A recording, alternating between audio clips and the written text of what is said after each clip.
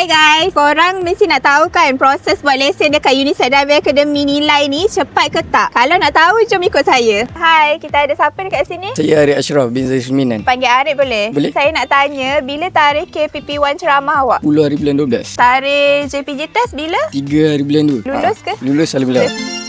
Proses dekat sini cepat ke lambat ke macam mana? Alhamdulillah cepat lah. So boleh suggest dekat kawan-kawan lah. Boleh. Itu saja, thank you. So, next kita ada siapa? Saya Muhammad Reka Rafikin. Bila tarikh KPP1 awak? 24 bulan 12 2025. JPJ test bila? 3 bulan 2. Lulus ke gagal? Alhamdulillah lulus.